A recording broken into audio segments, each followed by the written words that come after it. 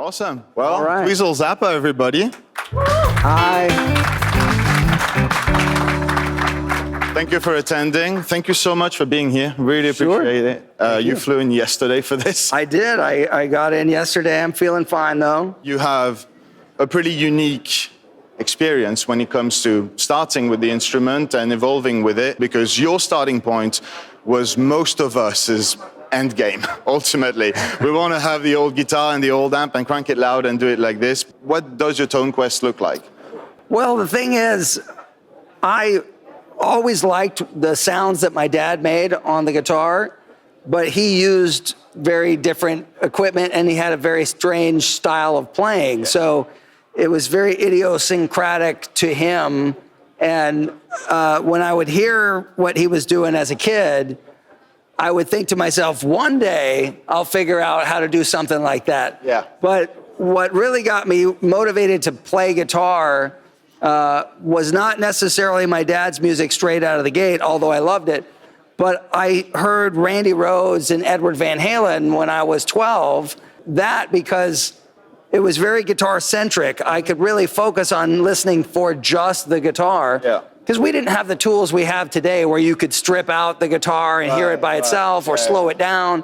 You had to replace the needle on the record or rewind something. And so, but for me, when I would try to learn a piece of music or a song, I would want to try to learn the notes that the guitar player was playing, but then I would also want to try to make the same sound that he was playing, because it didn't feel like I was playing the song unless I had that sound. So if I wanted to try to learn Eruption, I wanted to try to get the same sound.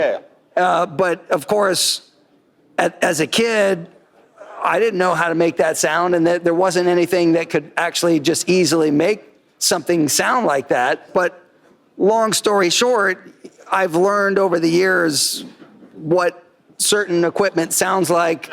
And the nuances and the details of certain amplifiers or certain fuzz pedals. You're able to decide what kind of feeling you want to express in your playing. And so I've been able to make stuff sound the way that I want because I've experimented with things for so many years. And now there's so many things available and so many different ways that you can approach it. But it's great that you can now sound great for $100 compared to what $100 would get you like 20 years ago. Yeah. I'm like that myself. I have a sound, and the sound is going to inspire the music. Yeah. But a lot of people have the music, and then they'll try to find the sound that fits the music. Which category would you say you fit in? I think it could be both. It just happens, it depends.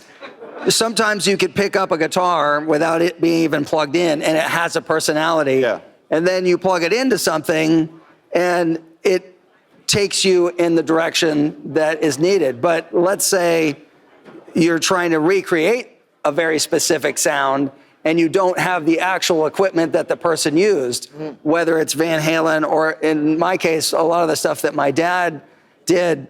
His guitars always had weird electronics in them. He always had, so one of the things that he did that was very different was the guitars would have a preamp in them that brought them to line level. Yeah. So when he would plug that into a regular amplifier, he didn't have to use that much preamp gain because the guitar was already hitting the amp very hard. So you had all this extra sustain, and the gain staging was very different. So what was interesting was he had a very low signal to noise ratio. It wasn't ever very hissy because The amp wasn't working so hard. Yeah, he wasn't having to use a lot of preamp. Yeah. He had this punchy headroom sound, but the extra sustain was coming from the gain that was already being pushed through the amplifier at the input stage. Right. So when you have to try to recreate those kind of things that have this nuance, I find it much easier to do it with modeling than with trying to do it with trying to recreate what he would have used at the time. Because I've done it before where I had a touring rig that had multiple amplifiers and DIs like he used to have. But as it would travel, everything would come unplugged and it would break, and I would have to waste an hour at sound check every day trying to get it to work. And then, of course, it's expensive to travel with. So it wasn't ideal for what I had to do. But in the world of tone chasing, I like having access to analog amplifiers and the digital stuff and being able to know how to use both and for what situation. But I always liked the layered sounds, and my dad was into that too. He would have, for example, one sound that would have less gain, and let's say that's on the left side, and then it would have more gain on the right side, so the note would bloom and sustain longer. But you might have fast attack with a slower blooming of the sound. So in a stereo situation, it's always moving. And then he would have a DI that would be in the center, so you would have the clarity, but it was just tucked under the distortion. Yeah. So those things are, I still use that kind of technique in making sounds, but again, easier to do in modeling. Oh, 100%, yeah. So what does your current rig look like? If you're out on tour, what do you have with you? Well, I do have a Fractal Axe FX system, foot controller, and the FX3, the main flagship unit. But I have a lot of pedals as well. And the way I set my system up is I have autonomous left and right. So I have some pedals that only go to the left, some that only go to the right, and some that go to both. I'm curious, how much gas do you suffer from? How much do you experiment? How many pedals you buy? How much do you try out? I'm always trying stuff. In fact, I did a video for vendors that is, it's going to come out on my YouTube channel soon. But when I was building my guitar rig for the tour that I did in 2024, I was testing so many different pedals. Probably, I had a cardboard box and I wrote on it big box of fuzz, and it had like 60 or 70 pedals in it. And I made a video series where I was testing 3 at a time. And I was just seeing what they would do and see which one would make it into the rig. And I did the same with overdrive. So there's big box of fuzz, big box of overdrive. And you'll be able to see the video at some point soon. It'll be a series, like I think 7 episodes of each, because I was going through so many of these things. But it's all fly on the wall, me like testing it, and you just hear my initial thoughts of all of them and how I might use them. And the criteria was, does it have a unique sound? Does it clean up? Could I make it in the Fractal? And do they stack? Which leads me to my next question. Do you ever suffer from option paralysis with all of this? Like, are there times where you just like take the big box of everything and sometimes out of the way? Yeah, well, the clearing of the palette would be to just plug into an amp. And just be like, all right, so now palette cleanser. I like that. Now I just go right into like, I have a good collection of oddball amps, like unique things and classic stuff. But there's because I'm doing a lot more stuff on YouTube now where I'm doing testing of gear, amps, pedals, and all that stuff. I think people will be able to see some of the unique things that are coming my way. Like I just am finishing a video where I play all of Jimmy Page's amps. He's got the Sun Dragon amp. And so I tried all 3 that are in their line, and I did a real specific test with all of them. But the newest one that came out is called the Nymph, and it's a 1-watt amp that you can run at a 1/4 watt. And it's like bedroom level amp with a line out as well. This thing is amazing. It's a really cool sound. It sounds and plays like a fully cranked amp, but at a whisper volume. Let's do a little side bit, like pause the gear for a second. What kind of music inspires you nowadays? Like, what do you listen to?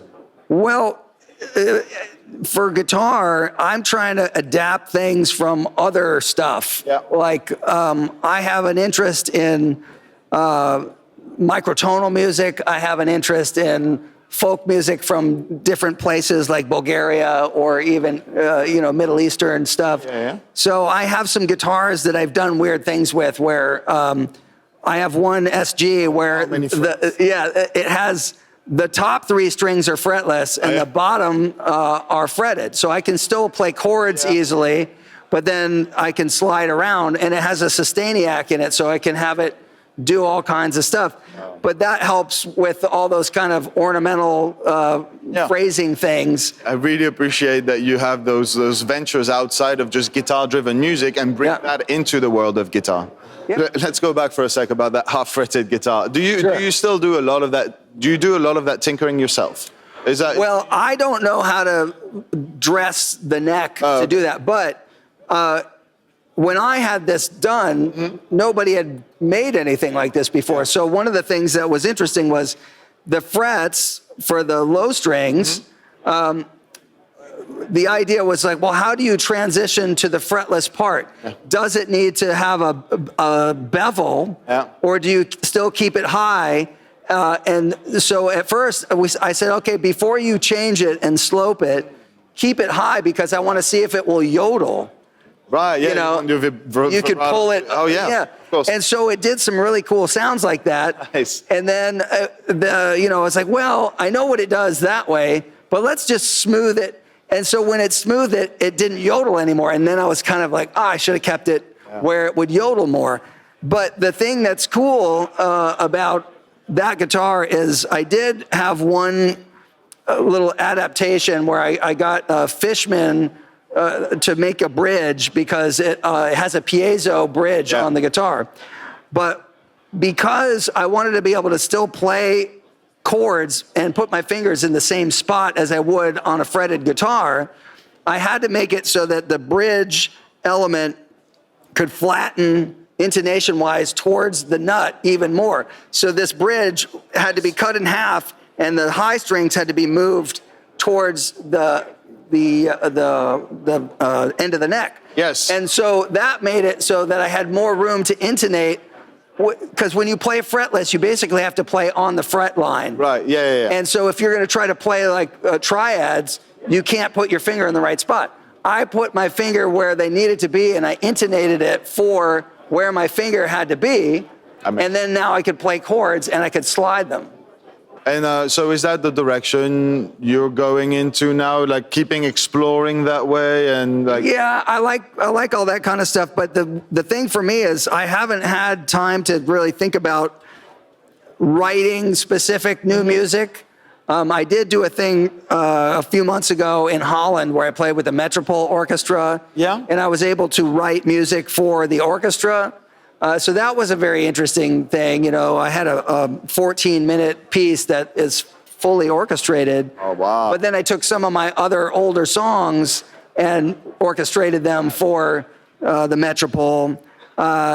So I feel like stuff like that is probably an interesting thing for me to try more of. But again, being able to monetize it is difficult. You know, you have to either make it a performance, a concert performance, which is difficult to put together. But, you know, if I was to make a whole record of that stuff, it's not like it would sell enough for me to even spend the money to make it. Fair enough. You know, so that's one of the tricky parts, is like you could get really excited about making new music only to discover that you'll just be spending money to do it. Yeah. I will ask you about that, where YouTube sort of starts playing into that sort of thing as well, because for a lot of musicians, it's just a reality, not to become a content creator. You want to be a musician, but you need to live.